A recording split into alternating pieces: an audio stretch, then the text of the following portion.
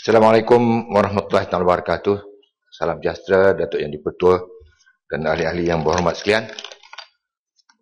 Saya tadi menyebutkan tentang peranan yang harus dimainkan oleh penjawat-penjawat baru yang dilantik, yang kita mengharapkan tumpuan utama peranan penjara ialah pemulihan dengan keyakinan bahawa manusia ada potensi dalaman.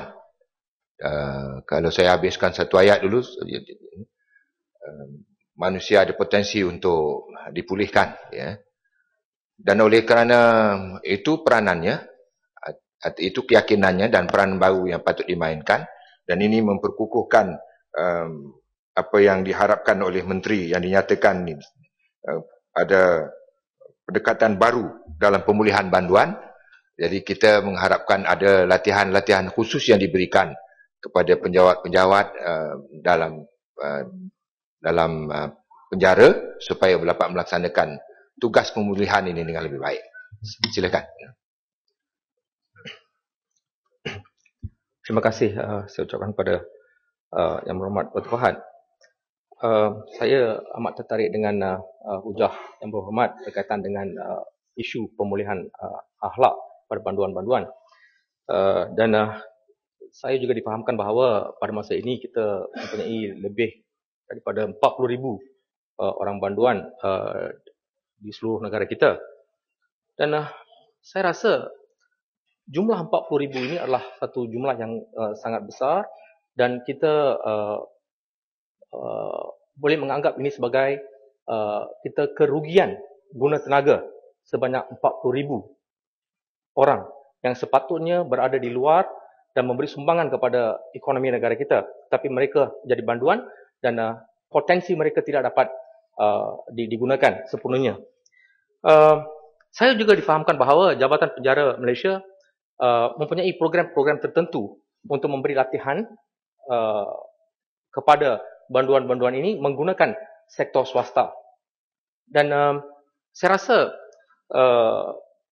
kerajaan juga harus memberi fokus untuk melihat bagaimana untuk mengembeling lagi pihak swasta untuk melibatkan diri, memberi lebih banyak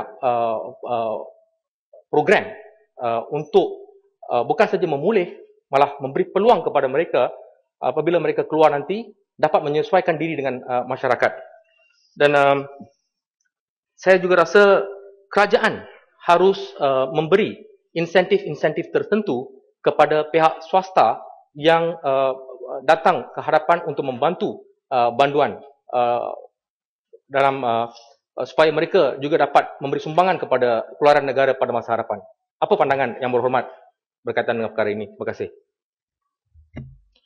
Saya bersetuju pandangan itu dalam pengertian kita memanfaatkan sumber sepenuhnya dan menggunakan situasi yang ada. Misalnya dalam penjara, dalam Jabatan Penjara ada program community work. Jadi kalau penjara banduan-banduan ini yang sudah sedikit sebanyak dipulihkan dari segi self konsepnya, keyakinan dirinya dan punya ada kemahirannya, dan bila mereka ini kalau ditempatkan pula dalam community work, organized community work, yang mereka dapat turut serta secara berkesan dan mereka dapat kesannya dan dihargai pula bukan saja oleh kerajaan tapi oleh komuniti setempat, ini akan menaikkan dia punya self esteem dan memberikan keyakinan kepada mereka untuk kemudiannya kembali di tengah-tengah masyarakat. Jadi maknanya manfaatnya multiple, pelbagai.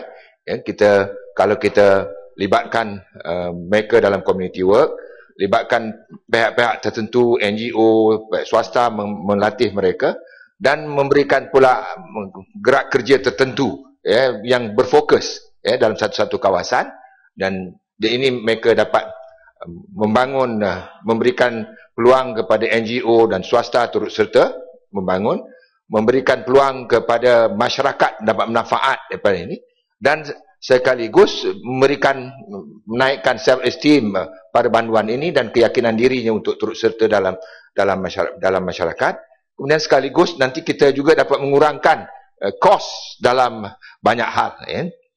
Jadi saya, Datuk Yang di-Pertua, saya ingin membawa poin yang terakhir yang ingin saya sebutkan tadi sebelum saya merumus, ialah tentang banduan. Sila. Sebelum Yang Berhormat Gulong, saya nak beri sedikit pandangan. Yang satu ialah yang saya dapat aduan daripada pegawai yang jaga penjara. Mereka kata gaji mereka, pendapatan mereka ni terlalu rendah. Dan mereka ni mengambil risiko yang besar untuk jadi pegawai jaga banduan di penjara. Jadi mungkin dari segi ini yang pihak kementerian harus ambil perhatian atas sungutan dan rungutan dan juga pengorbanan mereka, kerana mereka selalu tak macam pegawai kerajaan yang lain. Kita bergaul dengan orang yang biasa di luar daripada satu tempat yang luar daripada kurungan. Mungkin dari segi sungutan dan keperluan mereka, kerajaan harus ambil perhatian. Yang kedua ialah, saya juga difahamkan di sesetengah negara maju yang mereka ada satu dari segi reform, prison reform, mereka mengaturkan mangsa yang disakiti ataupun yang dicederakan oleh pihak yang banduan itu, bagi mereka adakan pendamaian, reconciliation.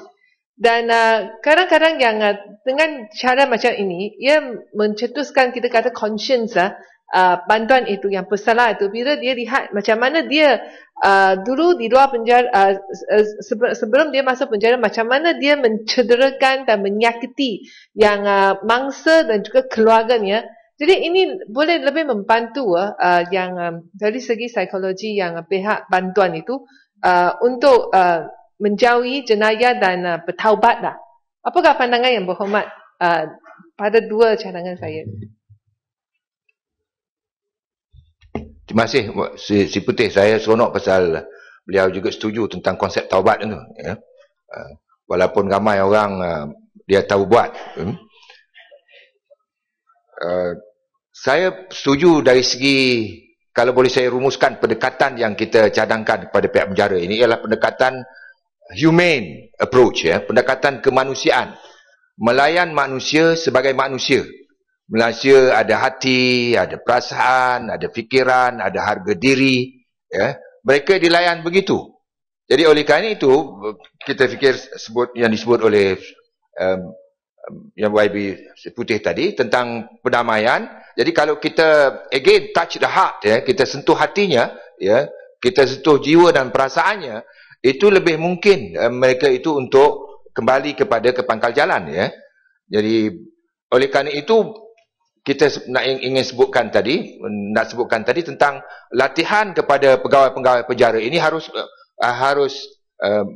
berubah. Dia harus mengajar mereka untuk pendekatan memanusiakan manusia.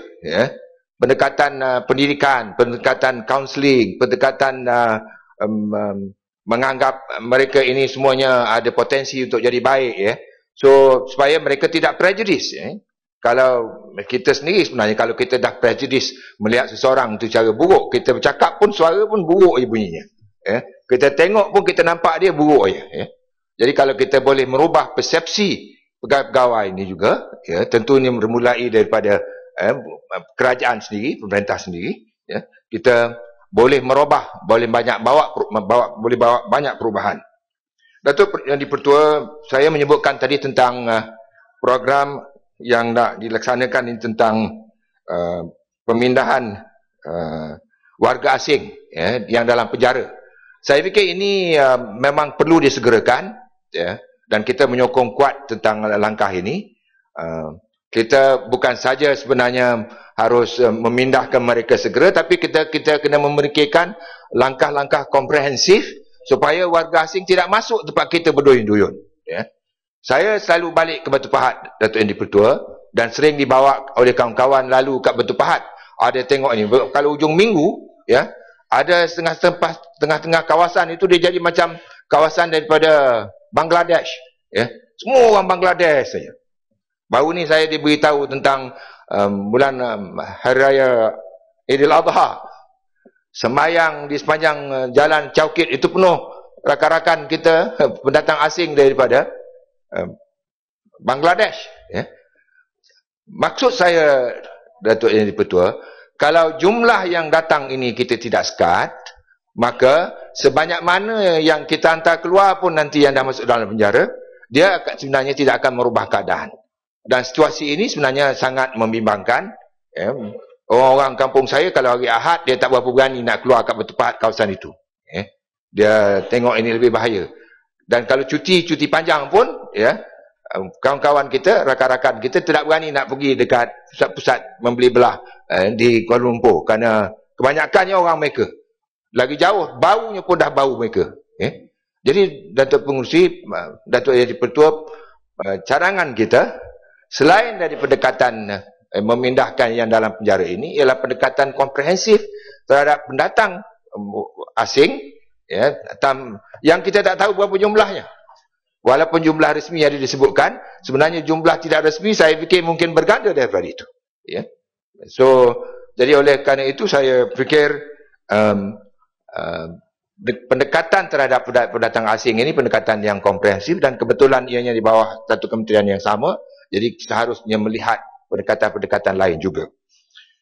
Datuk Yang Di-Pertua, last point yang saya nak cuba sebutkan, nak ingatkan kembali bahawa peranan penjara bukan menghukum, bukan mencederakan, ya. Yang ini kita ingin peringatkan, kerana kalau dalam sejarah penjara, orang yang paling tinggi dalam negara kedudukannya, ya, orang yang kedua tertinggi dalam negara, Datuk Seri Anwar Ibrahim, Ketua Pembangkang sekarang, pernah dicederakan, ya, walaupun pada awal disebutkan dia mencederakan dirinya sendiri, ya, kemudian dibuktikan oleh mahkamah tidak begitu, pernah dicederakan, pernah dilayan, ya, secara tanpa peri kemanusiaan, ya, apatah lagi nanti rakyat biasa. Jadi kita ingin dalam Dewan Yang Mulia ini, Datuk Yang Di-Pertua, untuk mengingatkan kita supaya bagi manusia yang tahu dosa pahala, yang tahu amanah kepimpinan kita, yang tahu dan sedar bahawa setiap amal buat kita akan ada accountability, dan accountability itu insya-Allah sebahagiannya akan cash on delivery, akan berada di dunia ini. Dan itu yang saya nak ingatkan, kalau Datuk Seri Anwar akan dijatuhi hukum lagi, selepas pembicaraan 28-29, saya nak ingatkan tuan-tuan semua yang ada kaitan, yang bertanggungjawab, ahli-ahli yang berhormat semua, akan ada cash on delivery daripada Allah Subhanahu Wa Taala. Saya menyebutkan ada penyaksian, dia ada dari pandangan, ada malaikat menyaksikan, dan insya-Allah saudara-saudara kita boleh tengok orang-orang yang dihukum, yang mendapat balasan di dunia lagi. Sila, ada lagi? Ya, poin terakhir lah. Sila. Yang Berhormat, sekarang bukan saja yang pematang pau mungkin akan masuk penjara, tapi kami di sebelah sini satu persatu semua didakwa di bawah akta hasutan, dan semua ni kita lihat sudah 2 kes yang mana kerana ada tulis beberapa line dalam Facebook yang pihak sebelah sana tidak suka, jadi dah hukum 10 bulan, lepas tu ada seorang lagi 1 tahun. Jadi adakah semua ni yang pendakwaan ni menunjukkan satu ialah double standard, yang kedua ialah nak masukkan semua pembangkang di sini masuk dalam penjara supaya di sini mereka boleh cakap seberapa mereka suka dengan tak ada orang lawan dan celah dan juga bahas balik. Apa pandangan Yang Berhormat? Saya nak ambil Datuk Yang Di-Pertua tentang kalau mereka semua ni dibicarakan dan didapati bersalah, ya, janganlah seksa mereka. Ya. Dan pasal ini tentang akta, tentang penjara tadi kan. Tapi pandangan saya juga, kalau boleh jangan dibicarakan, jangan dibicarakan ataupun jangan didakwa sewenang-wenang, ya.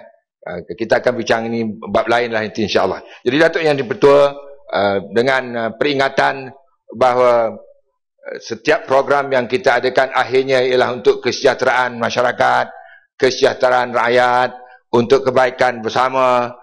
Saya harap kita buat, saya seru Menteri Dalam Negeri memberikan kerjasama, meraihkan pandangan kita, ya, meraihkan pandangan daripada pembangkang yang sebenarnya memang merupakan satu institusi dalam sistem demokrasi. Jadi jangan pelekeh pembangkang ni. Ya. Jadi kena faham juga, saudara, bahawa kalau di sistem demokrasi ada pembangkangnya dan ada peranannya. Ya. Supaya saudara, kita semua ni yang memerintah, khususnya saudara yang memerintah, tak jadi syok sendiri, perasan betul semua. Ya. Dan bila kita memberikan pandangan, sila raikan. Terima kasih, Datuk Yang Pertua. Ya.